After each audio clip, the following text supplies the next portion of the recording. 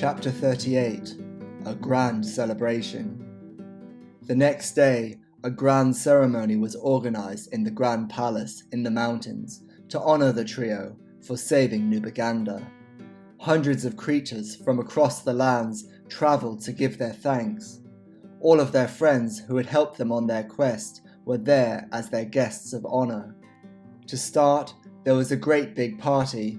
There were flowers, banners, music, and tables heaving under the weight of food.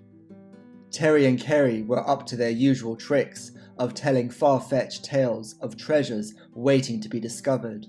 Yuri was doing some wild dancing, trying his best to make some friends, but instead he ended up scaring mostly everyone away.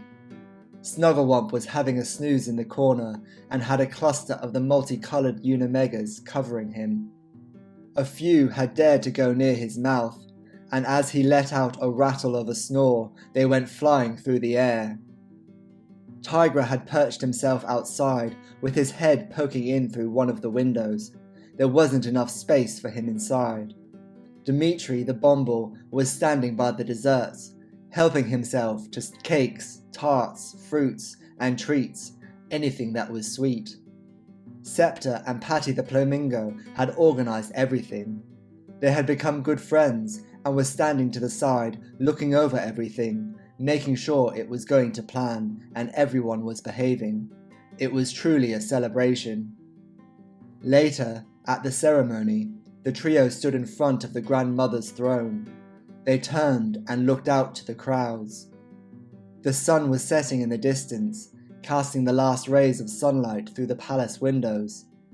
Simon looked down at his watch on his wrist. It was almost midnight in the real world.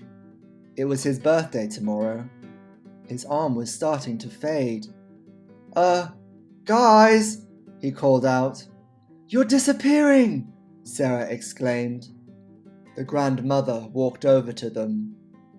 It is now your time to move on, she said to Simon. Unfortunately, those are the rules.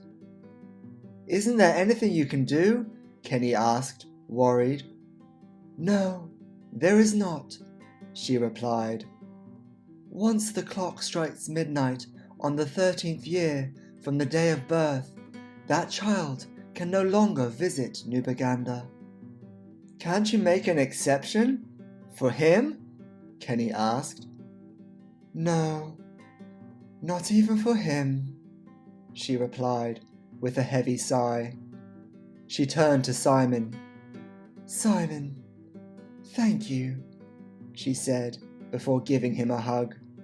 As the seconds ticked by, the sun sank further in the sky and Simon disappeared. Simon! Sarah and Kenny called out, but there was no response. He was gone.